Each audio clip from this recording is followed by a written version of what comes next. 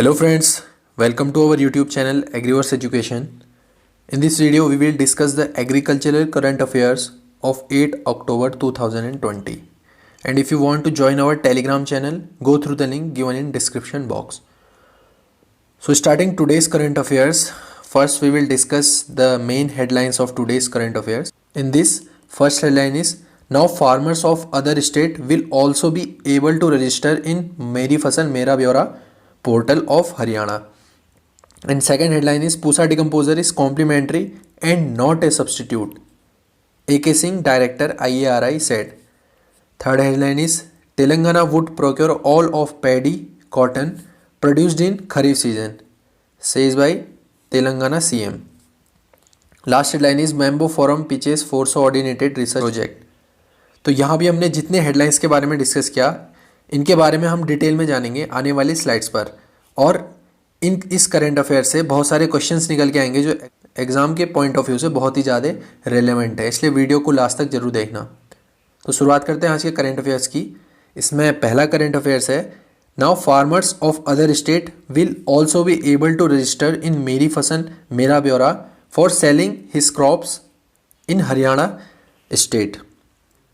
तो यहाँ पर को बात करी गई है कि जो हरियाणा गवर्नमेंट है इसने रजिस्ट्रेशन को ओपन कर दिया हम अपने मेरी फसल मेरा ब्यौरा पोर्टल में। अब दूसरे स्टेट के फार्मर भी हरियाणा में आकर अपने पैडी या कोई अदर क्रॉप्स को प्रोक्योर कर सकते हैं। All the farmers of other states who want to sell their produce in the mandis of Haryana can register and sell them on portal. ये स्टेप लिया गया है आफ्टर द एग्री बिल्स।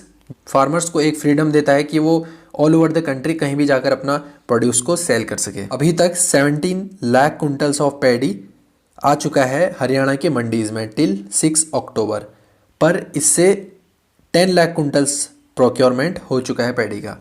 अब बात कर लेते हैं कुछ क्रॉप्स के एमएसपी के बारे में।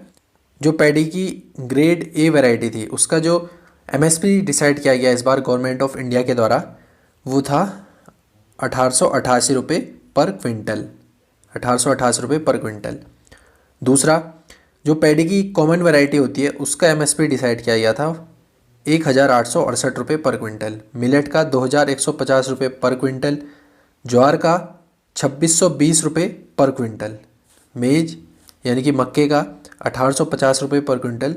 एंड लास्ट सोयाबीन का 3880 रुपये पर क्विंटल्स।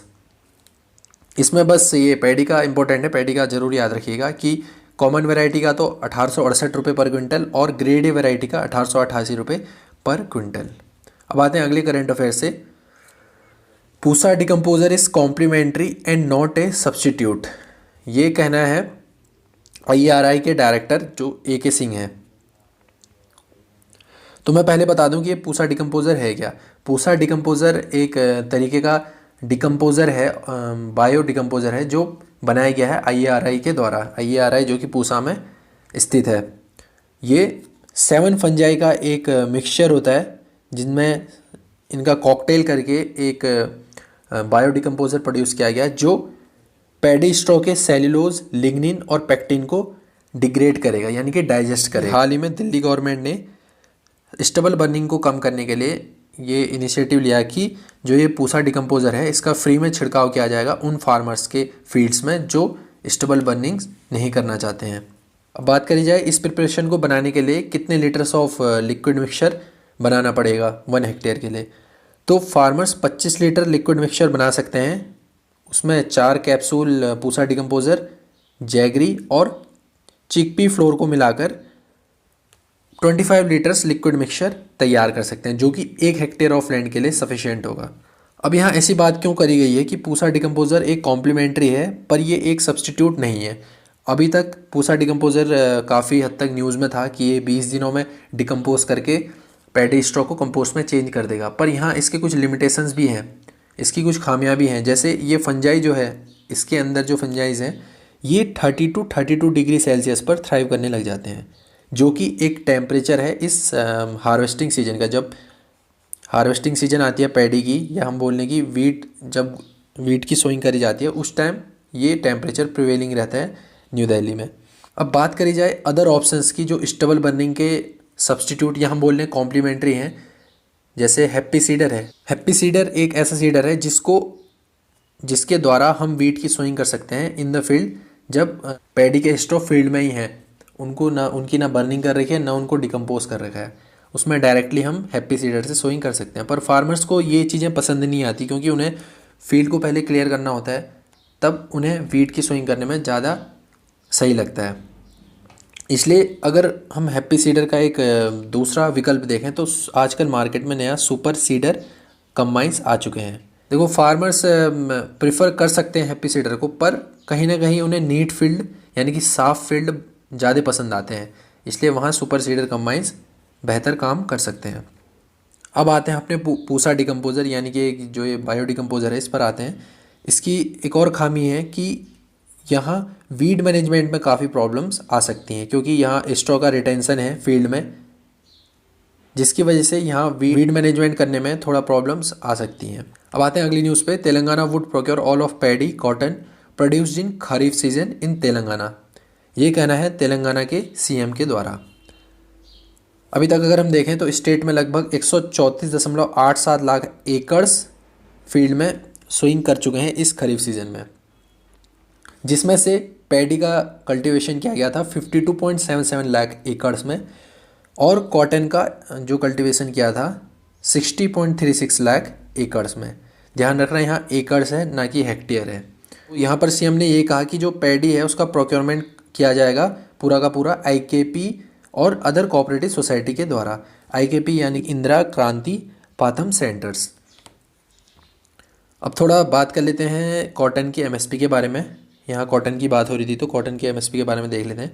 जो कॉटन की लॉन्ग स्टेपल वैरायटी थी उसका एमएसपी सेट किया गया था 5,825 रुपये पर क्विंटल, और मीडियम स्टेपल वैरायटी के लिए जो एमएसपी सेट किया गया है वह है 5,515 रुपये पर क्विंटल। अब एक कॉटन की टर्मिनोलॉजी आती है बेल्स।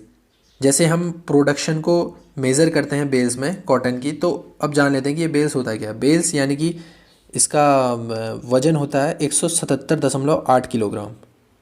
ये होता है हमारे बांग्लादेश, इंडिया और पाकिस्तान में। अदर कंट्रीज़ में एक बेल का जो वेट है वो चेंज हो सकता है, ऐसा कोई मानक नहीं है कि वो फिक्स ही रहे हर कंट्री में। अब देख लेते हैं कॉटन की कुछ इंस्टीट्यूट जो इंडिया में सिचुएटेड है। सबसे पहला जो इम्पोर्टेंट इंस्टीट्यूट है वो है CICR यानी कि central institute for cotton research. ये सिचुएटेड है नागपुर, महाराष्ट्र में। अब नीचे के जो दो इंस्टीट्यूट है ये सेम प्लेस पर सिचुएटेड है। एक है central institute for research on cotton technology और दूसरा है कॉटन टेक्नोलॉजिकल रिसर्च लेबोरेटरी। एक में लेबोरेटरी है, एक में कॉटन टेक्नोलॉजी है। दोनों के दोनों सिचुएटेड है हमारे मुंबई, महाराष्ट्र में। अगर मेन इंस्टीट्यूट की बात करी जा रही है central institute for cotton research, ये तो होगा नागपुर में, और अगर यहाँ कॉटन टेक्नोलॉजी या रिसर्च लेबोरेटरी की बात हो रही है तो वो होगा मुंबई, महाराष्ट्र में।